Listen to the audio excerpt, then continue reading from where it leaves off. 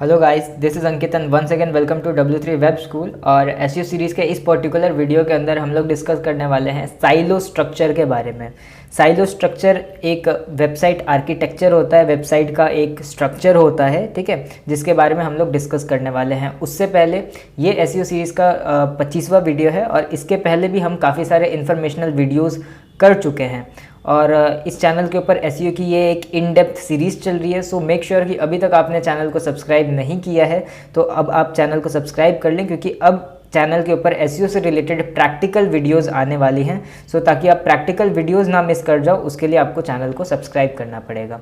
Okay, सो हम एक बार start करते हैं कि साइलो स्ट्रक्चर एक्चुअल में होता क्या है और क्यों हमें इसको यूज़ करना चाहिए, या फिर एसईओ के अंदर इसकी इम्पोर्टेंस क्या है। ओके, सो देखा जाए तो silo structure is a kind of website architecture, यानी कि वेबसाइट का जो स्ट्रक्चर होता है। वेबसाइट बेसिकली क्या होती है? कलेक्शन ऑफ पेजेस, है ना। काफ़ी सारे पेजेस को मिला के एक वेबसाइट बनती है, तो उसका भी एक स्ट्रक्चर होता है, ठीक है। एक होम पेज होता है, उसके अंदर कुछ कैटेगरीज होती हैं, कुछ पेजेस होते हैं। तो वेबसाइट का भी अपना एक स्ट्रक्चर होता है, आर्किटेक्चर होता है, ठीक है। अब ये जो साइट आर्किटेक्चर है, ये भी, इसमें भी कुछ टाइप्स हैं, ठीक है। तो साइलो स्ट्रक्चर कौन सा टाइप है? Where you organize content in easy to understand categories, यानी कि जब आप अपने वेबसाइट के पेजेस को कैटेगराइज कर देते हैं, इजी टू अंडरस्टैंड कैटेगरीज में कन्वर्ट कर देते हैं, तब उस तरीके के स्ट्रक्चर को कहा जाता है साइलो स्ट्रक्चर। और ये बहुत इजी टू अंडरस्टैंड होता है, ठीक है। अगर आप यहाँ पे देखोगे, यहाँ पे दो अलग अलग डायग्राम्स हैं, ठीक है। जैसे इस डायग्राम के अंदर देखो तो ये भी एक काइंड ऑफ वेबसाइट आर्किटेक्चर है, जिसे कहा जाता है फ्लैट स्ट्रक्चर, ठीक है। और दूसरा साइट आर्किटेक्चर यहाँ पे इस डायग्राम के अंदर आप देख पाओगे, इसे कहा जाता है साइलो स्ट्रक्चर, जिसके बारे में हम बात कर रहे हैं। ओके, तो अगर दोनों ही स्ट्रक्चर के अंदर अगर हम डिफरेंस देखें कि दोनों में डिफरेंस क्या है, तो दोनों में बेसिक एक डिफरेंस ये होता है कि जब हमारी वेबसाइट जो है वो हॉरिजॉन्टली ग्रो कर रही होती है, तब इसे कहा जाता है फ्लैट स्ट्रक्चर। हॉरिजॉन्टली ग्रो करना मतलब कि ये आपका सपोज होम पेज है और होम पेज के अंदर ही और पेजेस जो हैं मतलब जुड़ते जा रहे हैं, आपने कैटेगराइज नहीं किया है वहाँ पे चीज़ों को, और पेजेस जो हैं हॉरिजॉन्टली यहाँ पे जैसे जुड़ते जा रहे हैं, ठीक है। यहाँ पे आपने कैटेगराइज या कोई सब कैटेगरी बना के नहीं रखी है, ठीक है।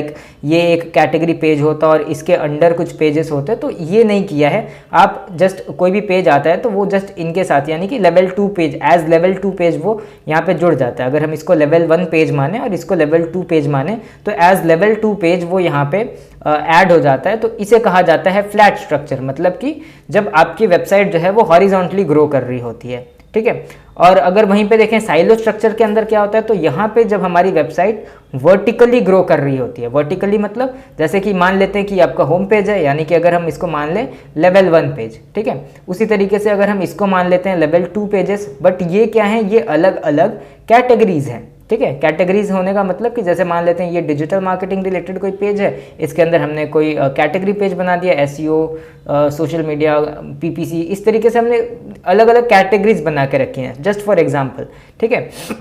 तो अब ये जो कैटेगरीज हैं, इसके अंडर कुछ पेजेस होंगे, ठीक है। हो सकता है 2 पेजेस हैं, 4 पेजेस हैं, है ना। तो इसके अंडर कुछ पेजेस ऐड होगा। अगर ये जो सब कैटेगरी है, इसके अंडर भी कोई आप और कैटेगरी या फिर और भी पेजेस ऐड करना चाहते हो, सो इसके अंदर हम लोग ऐड करते हैं। तो यहाँ पे इस केस में क्या हो रहा है कि हमारी वेबसाइट जो है वो वर्टिकली ग्रो कर रही है, ठीक है। और इस केस में वेबसाइट जो है वो हॉरिजॉन्टली ग्रो करती है। तो ये बेसिक डिफरेंस है फ्लैट स्ट्रक्चर और साइलो स्ट्रक्चर के अंदर, ठीक है।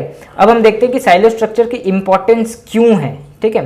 क्योंकि जब हम साइलो स्ट्रक्चर को यूज़ करते हैं ना, तो एग्जैक्टली होता क्या है कि हमारे जो पेजेस हैं वो एक इजी टू अंडरस्टैंड कैटेगरीज के अंदर आ जाते हैं, ठीक है। यानी कि हमारे साइट का जो स्ट्रक्चर होता है वो वेल ऑर्गेनाइज्ड हो जाता है। जैसे कि यहाँ पे आप देखो कि आप कोई भी निश ले लो, कोई भी टॉपिक लिख रहे हो, वो यहाँ पे हॉरिजॉन्टली जस्ट ऐड हो जा रहा है इसके अंदर, ठीक है। वो मतलब कैटेगराइज नहीं है, ठीक है, बट वो पेजेस में ऐड हो जा रहा है, ठीक है। तो यहाँ पे ये फ्लैट स्ट्रक्चर है, ठीक है, जो कि एसईओ फ्रेंडली नहीं होता है, ठीक है। और साइलो स्ट्रक्चर जो होता है वो एसईओ फ्रेंडली होता है, ठीक है।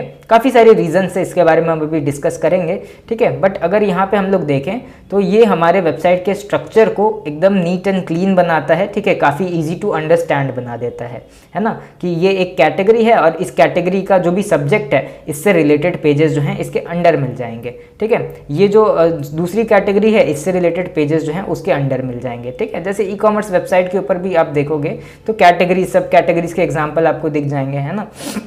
तो ये सारी चीज़ें हैं, ठीक है। अब अगर हम यहाँ पे बात करें कि साइलो स्ट्रक्चर यूज़ करने के क्या क्या फ़ायदे हैं, है ना, मतलब कि वो क्या क्या चीज़ें हैं जिसके बेस पे हम कह सकते हैं कि साइलो स्ट्रक्चर यूज़ करना एसईओ के पर्सपेक्टिव से हमारे लिए बेनिफिशियल हो सकता है, ठीक है। सो अगर हम लोग एक बार यहाँ पे डिस्कस करें कि benefits of using silo structure क्या हैं, ठीक है, तो हम यहाँ पे देख सकते हैं इट एनहांसेस यूज़र एक्सपीरियंस, यानी कि एक जो नॉर्मल यूज़र होगा उसे हमारे वेबसाइट के स्ट्रक्चर को समझने में काफ़ी आसानी होगी, ठीक है। वो हमारे वेबसाइट के स्ट्रक्चर को काफ़ी इजीली समझ सकता है, काफ़ी इजीली हमारे वेबसाइट के ऊपर नेविगेट कर सकता है, ठीक है। तो ये यूज़र एक्सपीरियंस को एनहांस करता है ना। फिर अगर हम सेकेंड पॉइंट के ऊपर बात करें, it helps in increasing web page rankings, ठीक है। अब इसके लिए आपको ज़रा सा पेज रैंक के कॉन्सेप्ट को समझना होगा, ठीक है। जैसे कि किसी भी वेबसाइट की डोमेन अथॉरिटी होती है, ठीक है, वैसे ही हर पेज की अपनी अपनी अथॉरिटी होती है, हर पेज का अपना अपना पेज रैंक होता है, ठीक है। और ये जो पेज रैंक होता है ये इससे लिंक्ड पेजेस के अंदर फ्लो हो रहा होता है, पास हो रहा होता है ना। तो अगर ये एक पेज है लेवल 1 पेज और इससे हमने इस पेज को लिंक किया है, ठीक है, जो कि एक लेवल 2 पेज है, तो पेज रैंक जो है इसमें पास होता है, ठीक है। उसी तरीके से इससे जो लिंक्ड पेजेस हैं इसमें पेज रैंक पास होता है, ठीक है। तो ये इंटरनल लिंकिंग की चीज़ें हैं। अगर आप वेबसाइट के पेजेस को, ठीक है, उसके स्ट्रक्चर के अकॉर्डिंग अच्छी तरीके से इंटरनली लिंक्ड करते हैं तो ये भी आपको रैंकिंग के अंदर काफ़ी अच्छा एक बूस्ट दे सकता है या फिर रैंकिंग के अंदर आपको हेल्प कर सकता है, ठीक है, क्योंकि आप पेज रैंक का जो फ्लो है उसको प्रॉपर बना के रखते हैं, ठीक है। तो इंटरनल लिंकिंग की जो स्ट्रैटेजीज हैं कि कैसे हम साइलो स्ट्रक्चर वेबसाइट्स के अंदर इंटरनल लिंकिंग को करेंगे, ठीक है, क्या चीज़ें हैं जो ध्यान में रखनी चाहिए, है ना। तो ये सारी चीज़ें हम लोग किसी सेपरेट वीडियो के अंदर डिस्कस करेंगे, ठीक है, मे बी नेक्स्ट वीडियो के अंदर हम लोग उसको डिस्कस करेंगे, ठीक है। इस पर्टिकुलर वीडियो के अंदर हम लोग सिर्फ ये डिस्कस कर रहे हैं कि साइलो स्ट्रक्चर जो है वो एसईओ के पर्सपेक्टिव से हमें किस तरीके से हेल्प कर सकता है।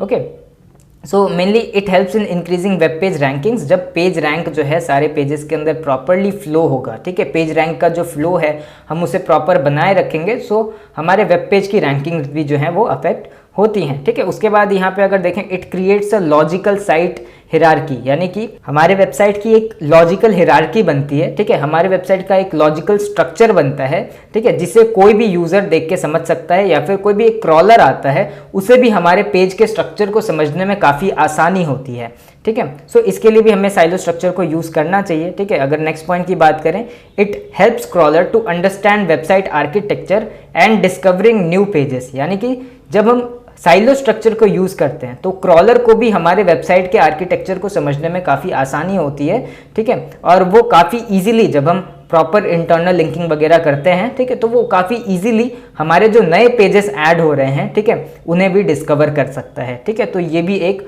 बहुत ही इंपॉर्टेंट बेनिफिट है, ठीक है। और एक यहाँ पे अगर हम बात करें, एक बहुत ही इंपॉर्टेंट पॉइंट यहाँ पे ये भी है कि it defines our expertise in any निश।